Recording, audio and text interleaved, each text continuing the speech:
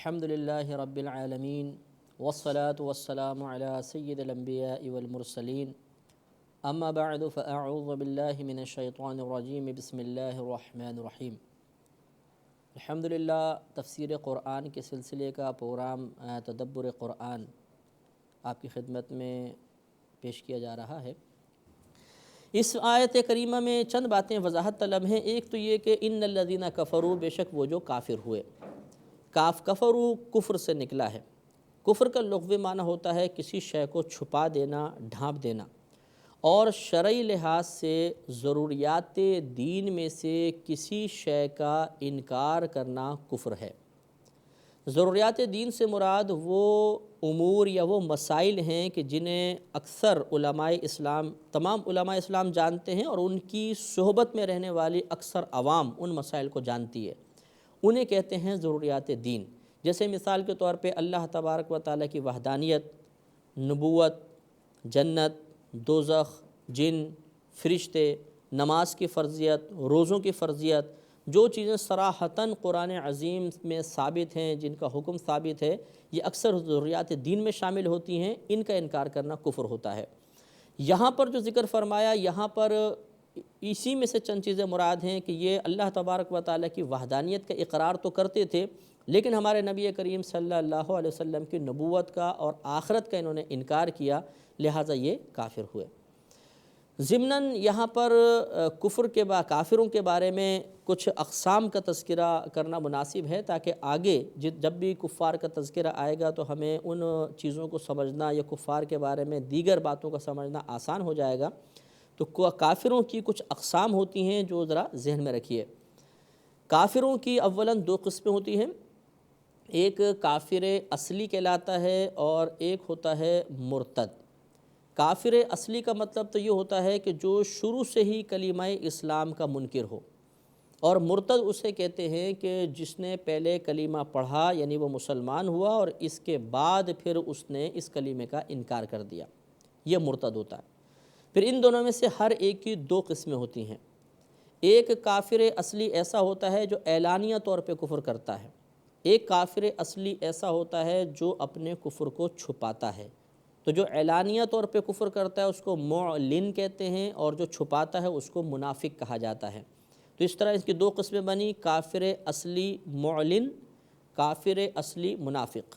اسی طرح مرتد کی بھی دو قسمیں ہیں کہ بعض ایسا مرتد ہوگا، ایسا ارتداد کرنے والا ہوگا جو پہلے کلمہ گو تھا، پھر اس نے کلمے کا انکار کیا اور اعلانیہ طور پہ انکار کرتے ہیں تو اس کو معلن کہیں گے، اور جو اعلانیہ طور پہ انکار نہیں کرتا بلکہ اپنے انکار کو چھپاتا ہے اس کو منافق کہا جائے گا۔ تو اس طرح اس کی بھی دو قسمیں ہوئیں، مرتد، معلن، مرتد، منافق۔ تو چار قسمیں پہلے بن گئیں، کافر اصلی معلن، کافر اصلی منافق، مرتد معلن، مرتد منافق۔ چاروں کی تعریف ہمارے سامنے ہے کہ کافر اصلی معلن وہ ہوگا کہ جو شروع سے ہی کلمہ اسلام کا منکر ہو اور اعلانیہ طور پہ اس انکار کو ظاہر کرتا ہو۔ دوسرا کافر اصلی منافق، وہ کافر کہ جو شروع سے کلمہ اسلام کا منکر ہو لیکن اپنے انکار کو چھپاتا ہو۔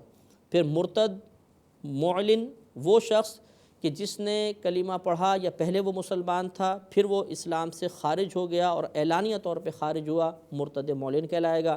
اور مرتد منافق اسے کہیں گے جو پہلے کلمہ گو تھا پھر بعد میں اس نے کلمہ کا انکار کیا لیکن اپنے اس انکار کو وہ چھپاتا ہے۔ ان میں سے جو پہلی قسم ہے کافر اصلی معلن، اس کی پھر چار قسمیں بنتی ہیں۔ ایک ہوتا ہے دہریہ، دوسرا مشرک، تیسرا مجوسی، اور چوتھا اہل کتاب۔ دہریہ تو اسے کہتے ہیں جو اللہ تبارک و تعالیٰ کا سرے سے انکار کرتا ہے۔ مشرک اسے کہتے ہیں جو اللہ تبارک و تعالیٰ کے علاوہ کسی کو معبود تسلیم کرے، اللہ تعالیٰ کی طرح کسی اور کو قدیم جانے، یا جس طریقے سے اللہ تبارک و تعالیٰ کے وجود کے لیے کوئی اور سبب نہیں بنا بلکہ اللہ کے وجود سے تمام کائنات بنی، اسی طرح کسی اور کو تسلیم کرے تو وہ مشرک ہوتا ہے۔ مجوسی اسے کہتے ہیں جو آگ کی پوجا کرتے ہیں، اور اہل کتاب سے مراد عیسائی اور یہودی ہیں جو اللہ تعالیٰ کی وحدانیت کا اگرچہ اقرار کرتے ہیں لیکن ہمارے نبی کریم صلی اللہ علیہ وسلم کی نبوت کا انہوں نے انکار کیا، اس کو تسلیم کرنے سے باز آئے، لیکن کسی آسمانی کتاب کا اقرار بھی کرتے ہوں تو وہ پھر اہل کتاب میں داخل ہوتے ہیں۔ تو یہ کفار کی کچھ اقسام ہیں جو ذرا ذہن میں رکھیں۔ یہاں پر جو کفار مراد ہیں وہ مشرکین مکہ مراد ہیں۔ تو ان الذین کفروا، بے شک وہ جو کافر ہوئے، سواء علیہم، برابر ہے ان پر کہ آپ انہیں ڈرائیں یا نہ ڈرائیں، وہ ایمان نہیں لائیں گے۔ یہاں پر ایک بات اور کہ جب اللہ تبارک و تعالیٰ نے یہ بات بیان فرما دی کہ آپ چاہے انہیں ڈرائیں نہ ڈرائیں، اللہ کا عذاب سنائیں نہ سنائیں، یہ ایمان نہیں لائیں گے، تو یہ ہے اللہ کا کلام، اور اللہ تبارک و تعالیٰ کا کلام اس کی ایک صفت ہے۔ اللہ تبارک و تعالیٰ کی تمام صفات قدیم ہیں، یعنی ہمیشہ سے ہیں۔ اس کا مطلب ہے کہ اللہ تبارک و تعالیٰ یہ بات پہلے ہی جانتا تھا۔ اللہ تبارک و تعالیٰ نے یہ کلام ازل سے ہی فرمایا کہ یہ کفار آپ پر ایمان نہیں لائیں گے۔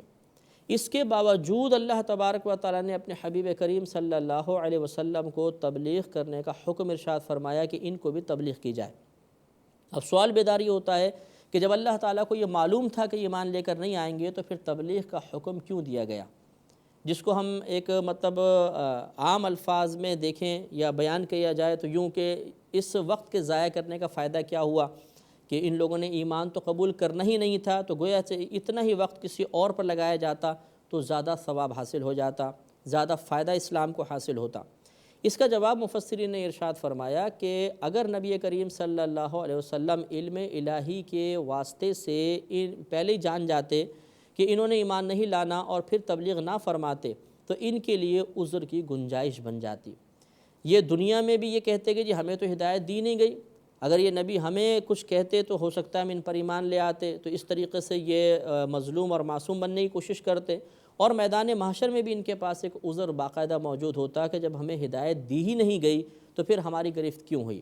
لہٰذا ان کی اس عذر خواہی کو بالکل ختم کرنے کے لیے، اتمام حجت کے لیے اللہ تبارک و تعالیٰ نے خصوصاً اپنے حبیب کریم صلی اللہ علیہ وسلم کو تبلیغ کا عام حکم فرمایا کہ ان کو بھی تبلیغ کی جائے، دوسروں کو بھی تبلیغ کی جائے۔ اب انہوں نے قبول نہیں کیا تو پھر یہ ان کی غلطی تھی۔ پھر دیکھیں آگے اللہ نے فرمایا ختم اللہ علی قلوبہم، اللہ تبارک و تعالیٰ نے ان کے قلوب پر مہر لگا دی۔ قلوب سے مراد عقل ہے کہ بعض اوقات دل کہہ کر عقل مراد لی جاتی ہے، تو یہاں پر یہی ہے کہ ان کی عقول پر مہر لگا دی کہ ان کی عقلوں نے حق کو سمجھنا ہی چھوڑ دیا، حق سمجھنے کی صلاحیت ہی اس میں نہیں تھی۔ ختم کہتے ہیں مہر لگانے کو۔ مہر کا مطلب ایک اس طرح کسی شے کو بند کر دینا کہ کوئی چیز اس میں داخل ہی نہ ہو سکے، اس کو کہتے ہیں مہر لگانا۔ تو اللہ نے ان کی عقلوں پر مہر لگا دی، وعلی سمعہم، ان کے کانوں پر مہر لگا دی، لہذا وہ حق بات سننے سے ہی عاجز آ گئے، وعلی ابصارہم غشاوہ، اور ان کی آنکھوں پر غفلت کا پردہ تھا۔ اب یہاں پہ ایک سوال پیدا ہوتا ہے کہ جب اللہ نے ان کے قلوب پر مہر لگا دی، ان کے کانوں پر مہر لگا دی، ان کی آنکھوں پر غفلت کا پردہ آ گیا، تو وہ ایمان کیسے لاتے؟ پھر دوسرا، ان کا ایمان نہ لانے پر انہیں قابل گرفت کیوں قرار دیا جا رہا ہے؟ کیونکہ مہر تو اللہ نے لگائی ہے۔ تو جب اللہ کسی کی عقل پر مہر لگا دے تو وہ عقل کس طریقے سے حق کو قبول کرے گی؟ تو اب وسوسہ یہ ہے کہ یہ تو اللہ تبارک و تعالیٰ کی طرف سے ایک فعل ہوا، تو پھر یہ ابو جہل وغیرہ قصوروار کیوں ہیں؟ اس کا جواب یہ ہے کہ اللہ تبارک و تعالیٰ نے اولاً ہی ان کے قلوب پر مہر نہیں لگائی۔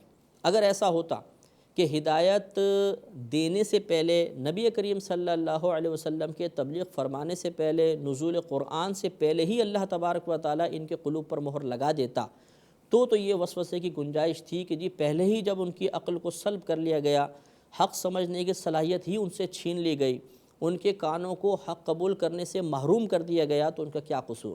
لیکن ایسا نہیں ہوا، بلکہ اللہ تبارک و تعالیٰ نے ان کے سامنے مکمل طور پر اپنے حبیب کریم صلی اللہ علیہ وسلم کے ذریعے ہدایت کے راستے واضح فرمائے۔ قرآن عظیم اسی زمانے میں نازل ہو رہا تھا، یہ تمام ہدایت کے اسباب انہیں مہیا فرمائے۔ اس کے باوجود جب انہوں نے اپنی شامت اعمال سے اس ہدایت سے روگردانی کی، رخ موڑا، اور انہوں نے اسلام قبول کرنے سے انکار کیا، تو ان کی یہ شامت اعمال پھر اللہ تبارک و تعالیٰ کی طرف سے اس غضب کے اظہار کا سبب بنی۔ تو قصوروار حقیقتاً یہ خود تھے کہ اگر یہ نبی کریم صلی اللہ علیہ وسلم کی ہدایت کو قبول فرماتے تو ان کے ساتھ یہ معاملہ کبھی بھی نہ کیا جاتا۔ اور اللہ نے پھر وعید بیان فرما دی کہ ان کے لیے بڑا عذاب ہے اور آخرت میں یہ شدید عذاب میں گرفتار ہوں گے۔ اب اگلی جو آیات ہیں، اس سے پہلے کہ ان آیات کو بیان کیا جائے، ایک تھوڑا سا اجمالی اس کے بارے میں کلام ضروری ہے کہ اب جو آگے 13 آیات ذکر کی جائیں گے اس میں منافقین کا تذکرہ ہے۔ اگر آپ غور فرمائیں تو اس پوری ابھی جو اگلی آیات کو ملا کر 3 گروپس کا ذکر ہوا، پہلے مومنین، پھر کفار اور اب آخر میں منافقین۔ یہ 13 آیتیں منافقین کے بارے میں نازل ہوئیں۔ منافق 2 طرح کے ہوتے ہیں، ایک منافق اعتقادی کہلاتا ہے اور ایک منافق عملی ہوتا ہے۔ منافق اعتقادی تو وہی ہے جو ہم نے پچھلے ذکر کیا، جس کو آپ مرتد منافق کہتے ہیں۔ یعنی منافق اعتقادی کا مطلب یہ ہوتا ہے کہ زبان سے وہ کلمہ پڑھتا ہے، زبان سے نبی کریم صلی اللہ علیہ وسلم کی رسالت کا انکار کرتا ہے، لیکن قلب سے نبی کریم کی رسالت کا منکر ہوتا ہے۔ وہ کلمہ اسلام کو قبول نہیں کرتا، اسلام کو صحیح مذہب تسلیم نہیں کرتا، اسے منافق کہتے ہیں۔ اور یہ چونکہ اعتقاد کے اعتبار سے ہے کہ اس کا اعتقاد ہی اسلام پر نہیں ہے کہ یہ حق مذہب ہے، نبی کریم کی نبوت کو درست تسلیم نہیں کرتا، اس لیے اسے کہتے ہیں منافق اعتقادی۔ اور منافق عملی کا مطلب یہ ہوتا ہے کہ اس کا اعتقاد بالکل درست ہوتا ہے، وہ مسلمان ہوتا ہے، مومن ہوتا ہے، لیکن اس کی بعض صفات ایسی ہو جاتی ہیں، اس کی بعض عادات ایسی ہو جاتی ہیں جو منافق اعتقادی کی عادات ہوتی ہیں۔ جیسے بخاری کی روایت نبی کریم صلی اللہ علیہ وسلم نے ارشاد فرمایا کہ منافق کی 4 نشانیاں ہیں کہ جب بات کرے تو جھوٹ بولے، جب امانت رکھوائی جائے تو اس میں خیانت کرے، جب لڑائی جھگڑا ہو تو گالی گلوچ کرے، اور جب وعدہ کرے تو وعدہ خلافی کرے۔ یہ منافق عملی کے بارے میں ہے کہ عمل کے اعتبار سے منافق ہے، اعتقاد کے اعتبار سے نہیں۔ اور منافق اعتقادی وہ ہوتا ہے جو اپنے اعتقاد، اپنے نظریات، اپنے خیالات، اپنے عقائد کے اعتبار سے منافق ہوتا ہے۔ تو یہاں جو تذکرہ آئے گا وہ منافقین اعتقادیہ کے بارے میں ہوگا کہ وہ منافق جو اعتقادی اعتبار سے منافق تھے۔ اور یہ نبی کریم صلی اللہ علیہ وسلم کے دور مبارکہ میں تھے۔ جب نبی کریم صلی اللہ علیہ وسلم مدینہ منورہ تشریف لائے تو وہاں پر بعض تو کفار نے اور اکثر یہودیوں نے اسی طرح کیا کہ انہوں نے یہ چال چلی کہ ہم بظاہر کلمہ پڑھ لیتے ہیں اور دل سے وہ کلمہ اسلام کے منکر رہے، اور اس طریقے سے اسلام کا ظاہری لبادہ اوڑھ کر وہ اسلام کے خلاف کام کرتے تھے، لوگوں کو ورغلاتے تھے، اسلام کے بارے میں مطلب غلط تصویر اسلام کی پیش کیا کرتے تھے اور اس راہ میں رکاوٹ ڈالنے کی کوشش کیا کرتے تھے۔ ان کی مذمت میں اللہ تبارک و تعالیٰ نے اب یہ 13 آیات نازل فرمائیں۔ تو اللہ تعالیٰ نے ارشاد فرمایا وَمِنَ النَّاسِ مَن يَقُولُ آمَنَّا بِاللَّهِ وَبِالْيَوْمِ الْآخِرِ، اور لوگوں میں سے بعض وہ ہیں جو کہتے ہیں کہ ہم اللہ تبارک و تعالیٰ اور اخروی دن پر ایمان لائے، وَمَا هُم بِمُؤْمِنِينَ، حالانکہ وہ ایمان لانے والے نہیں ہیں۔ يُخَادِعُونَ اللَّهَ وَالَّذِينَ آمَنُوا، وہ اللہ تبارک و تعالیٰ کو دھوکہ دینا چاہتے ہیں اور ان کو جو ایمان لائے۔ وَمَا يَخْدَعُونَ إِلَّا أَنفُسَهُمْ وَمَا يَشْعُرُونَ، اور وہ دھوکہ نہیں دیتے مگر اپنے آپ کو، اور وہ اس کا شعور نہیں رکھتے ہیں۔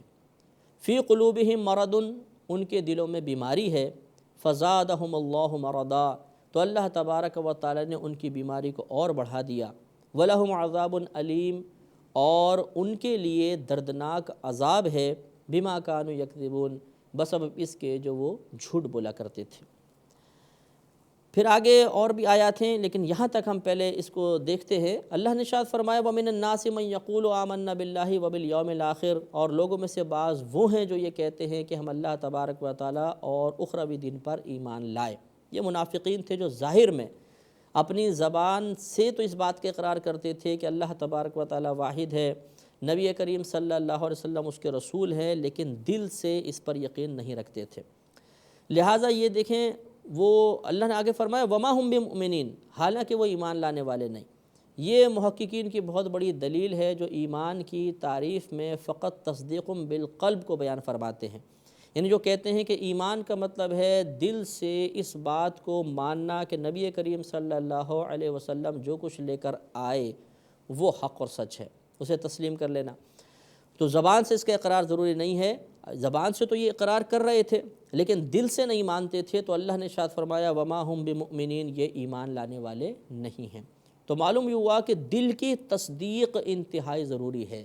جب تک دل اس بات کی گواہی نہیں دے گا، دل اس پر کامل طور پہ مطمئن نہیں ہو جائے گا کہ اللہ تبارک و تعالیٰ کی طرف سے ہمارے نبی کریم صلی اللہ علیہ وسلم جو کچھ لے کر آئے وہ بالکل درست ہے، صحیح ہے، حق ہے، سچ ہے، تب تک وہ مومن نہیں ہو سکتا۔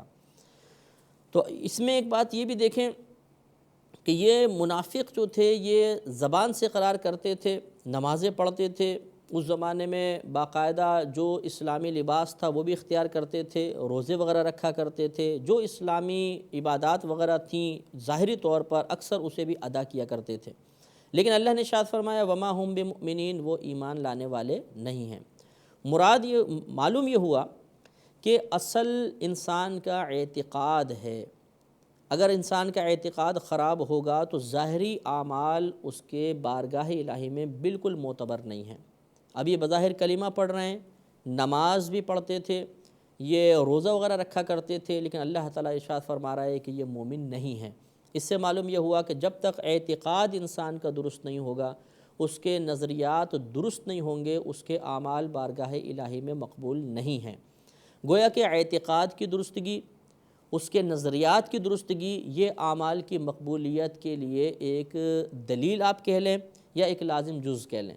جب تک عقیدہ درست نہیں ہوگا انسان کا کوئی عمل بارگاہ الہی میں مقبول نہیں ہو سکتا۔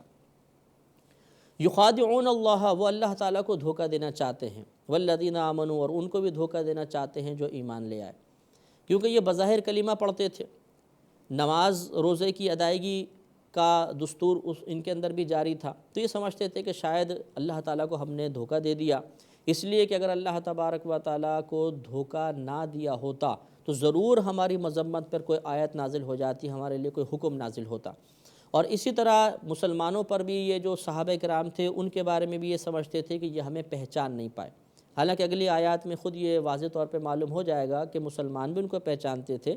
علم الہی میں تو ازل سے ہی تھا اور نبی کریم صلی اللہ علیہ وسلم بھی ان کے بارے میں جانتے تھے، لیکن بہرحال یہ حکمت الہیہ تھی کہ ایک خاص وقت تک ان منافقین کے نفاق کو پوشیدہ ہی رکھا گیا، اس پر پردہ رکھا گیا، اور پھر اللہ تبارک و تعالیٰ نے اس پردے کو چاک فرمایا، جیسے کہ اگلی صورتوں میں انشاءاللہ تعالیٰ اس کا بالتفصیل تذکرہ آئے گا۔ لیکن اپنے زعم فاسد میں یہ سمجھتے تھے کہ شاید ہم نے اللہ تبارک و تعالیٰ کو معاذ اللہ اور دیگر مومنین کو، صحابہ کرام کو دھوکے میں مبتلا کیا ہوا ہے۔ تو یہ اللہ نے ارشاد فرمایا کہ یخادعون اللہ والذین آمنوا، یہ اللہ تعالیٰ کو دھوکہ دینا چاہتے ہیں اور ان کو جو ایمان لائے، وما یخدعون الا انفسہم، مگر یہ تو اپنے آپ کو ہی دھوکہ دیتے ہیں۔ اپنے آپ کو اس لیے دھوکہ دے رہے تھے کہ یہ سمجھتے تھے کہ شاید ہم نے اللہ کو دھوکہ دیا، اس کے رسول کو دھوکہ دینے میں کامیاب ہو گئے اور ہم کوئی اچھا کام کر رہے ہیں، کیونکہ جب مسلمانوں کو کوئی مال غنیمت وغیرہ حاصل ہوتا تو اس میں سے ان کو بھی حصہ ملتا تھا، اور اس طریقے سے اپنا اعلان اسلام کی وجہ سے جو ظاہری طور پہ اگرچہ تھا، یہ جو کفار کے خلاف جہاد ہوتا تھا یا قتال وغیرہ ہوتا تھا اس سے محفوظ رہ جاتے تھے، تو یہ سمجھتے تھے کہ ہم نے بہت اچھا کام کیا، حالانکہ یہ اچھا کام نہیں تھا، یہ اپنے آپ کو ہی دھوکہ دینا تھا کہ وقتی ان فوائد کی وجہ سے دائمی اخروی عذاب کو مول لے لینا، یقیناً یہ اپنے آپ کو بہت بڑے نقصان میں مبتلا کرنا تھا۔ تو کوئی یہ سمجھے کہ وقتی فائدے کی وجہ سے وقتی فائدے کو یعنی ملحوظ رکھے اور جو بعد میں آنے والا دائمی عذاب ہے اس کو بھول جائے، تو وہ اپنے آپ کو یہ دھوکے میں مبتلا کرنے والا ہے۔ وما یشعرون، وہ اس کا شعور نہیں رکھتے ہیں۔ علم اور شعور میں تھوڑا سا فرق ہوتا ہے۔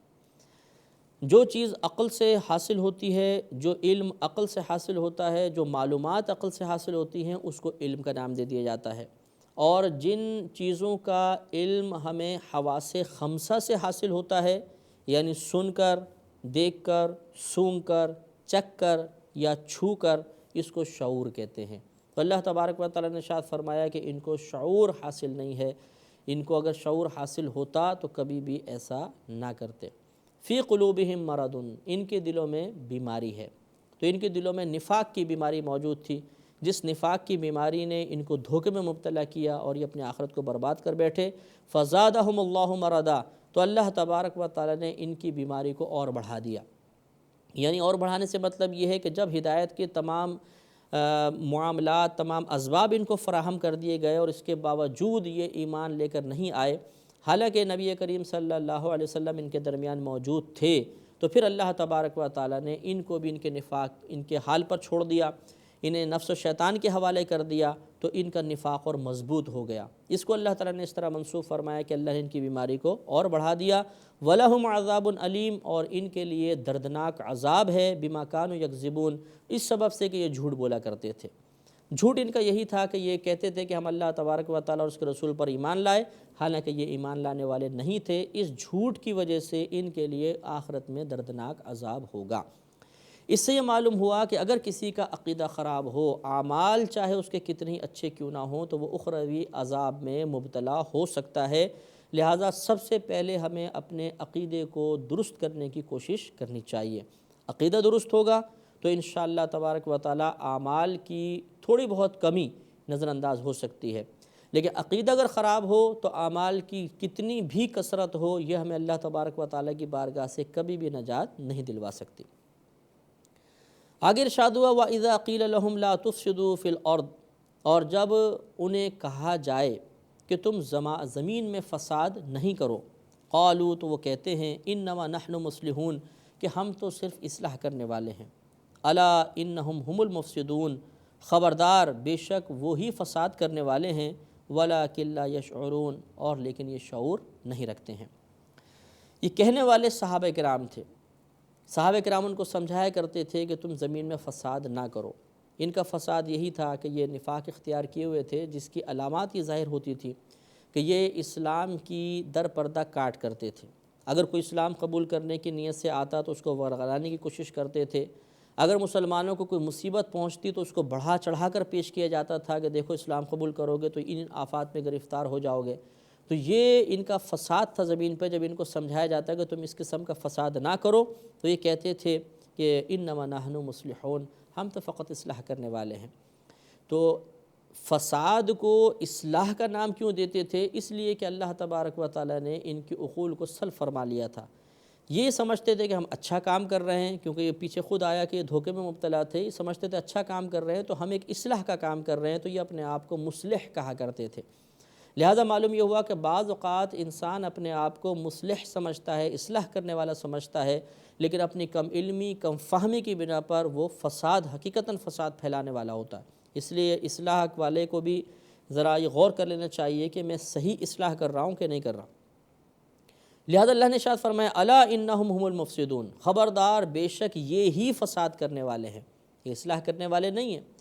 یہ جو مسلمانوں کے خلاف کام کر رہے ہیں، مسلمانوں کے اندر انتشار اور افتراق پیدا کرنے کی کوشش کر رہے ہیں، مسلمانوں کے اتفاق کو توڑنے کی کوشش کرتے ہیں، دوسروں کو اسلام کے قریب آنے سے روکتے ہیں، یہ اصلاح نہیں ہے بلکہ یہ فساد ہے۔ وَلَٰكِن لَا يَشْعُرُونَ، لیکن یہ اس کا شعور نہیں رکھتے ہیں، یعنی ان کے پاس اتنی عقل نہیں ہے، اتنا ان کے پاس قوت فہم نہیں ہے کہ یہ سمجھ سکیں کہ یہ غلط کام کر رہے ہیں، اچھا کام نہیں کر رہے۔ وَإِذَا قِيلَ لَهُمْ، اور جب انہیں کہا جائے آمنو، تم ایمان لاؤ، کما آمن الناس، جیسے ایمان لائے لوگ، دیگر لوگ، اس سے مراد صحابہ کرام ہیں، تو قالوا، وہ کہتے ہیں انؤمن کما آمن السفہاء، کیا ہم اس طرح ایمان لے کر آئیں جیسے بے وقوف لوگ ایمان لے کر آئے؟ الا انہم هم السفہاء، خبردار بے شک یہی بے وقوف ہیں، ولکن لا یعلمون، اور لیکن یہ علم نہیں رکھتے ہیں۔ یہاں پر بھی کہنے والے صحابہ کرام تھے، وہ انہیں سمجھایا کرتے تھے کہ تم اسی طرح ایمان لے کر آؤ جیسے دیگر صحابہ کرام ایمان لے کر آئے ہیں۔ تو یہاں پر دیکھیں، پہلے بھی میں نے عرض کیا تھا کہ ان آیات کریمہ سے یہ معلوم ہوتا ہے کہ صحابہ کرام علیہم الرضوان ان کی اس نفاق والی عادات پر متفق تھے، ان کا نفاق ان پر ظاہر ہو چکا تھا۔ لہٰذا اسی لیے ان کو سمجھایا جا رہا ہے کہ تم زمین میں فساد نہ کرو، اور اسی لیے ان کو یہ کہا جا رہا ہے کہ تم ویسا ایمان لے کر آؤ جیسے صحابہ کرام ایمان لے کر آئے، کیونکہ تم میں وہ پختہ ایمان کی علامات موجود نہیں جو ہونی چاہیے۔ اس سے معلوم ہوا کہ نفاق ظاہر تو ہو چکا تھا، لیکن باقاعدہ انہیں منافق قرار دینے کا اللہ تعالیٰ کی طرف سے فی الحال چونکہ حکم نہیں تھا، لہٰذا اس کو ظاہر نہیں کیا گیا تھا۔ انشاءاللہ اس پر ہمارا کلام ابھی جاری ہے، چونکہ ہمارا پروگرام کا وقت ختم ہو چکا ہے، تو انشاءاللہ اگلے پروگرام میں انہی آیات کے ساتھ دوبارہ آپ کی خدمت میں حاضری کا شرف حاصل ہوگا۔ وآخر دعوانا ان الحمد للہ رب العالمین۔